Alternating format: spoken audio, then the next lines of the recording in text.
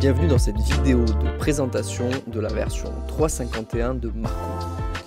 Au programme de cette version, des améliorations sur l'ergonomie générale, une nouvelle clause RGPD simplifiée, des améliorations sur le rapport d'analyse des offres en négociation, des améliorations également sur les éditions ainsi que la reprise des découpages entre les modules devis et STF. Sur l'écran d'accueil, nous affichons pour chaque dossier de la liste un avatar avec le nom de la personne responsable.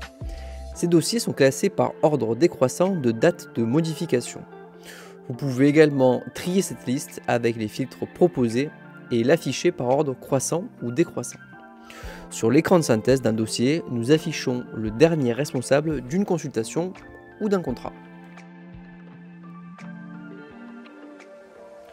Dans le module rédaction, dans l'écran confidentialité, mesures de sécurité et protection des données, vous avez la possibilité de choisir entre plusieurs conditions de protection des données personnelles, dont la clause RGPD simplifiée qui permet de réduire les articles sur le CCAP.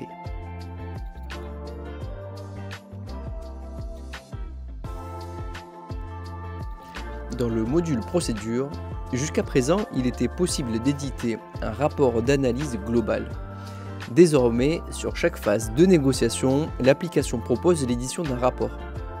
En complément des rapports par phase de négociation, vous avez toujours la possibilité, dans le module édition document, d'éditer un rapport d'analyse des offres globales. Désormais, la personnalisation des documents, en plus des lettres dans le module CFM, est possible.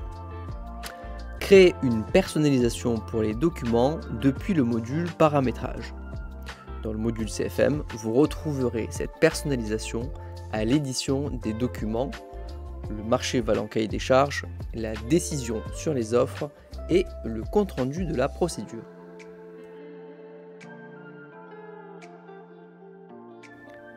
Et pour terminer, si lors de la saisie de l'estimation sur le module devis, vous avez renseigné un découpage des prestations, par exemple sur le lot 1 gros œuvre, l'application le reprend dans le module STF sur l'écran découpage.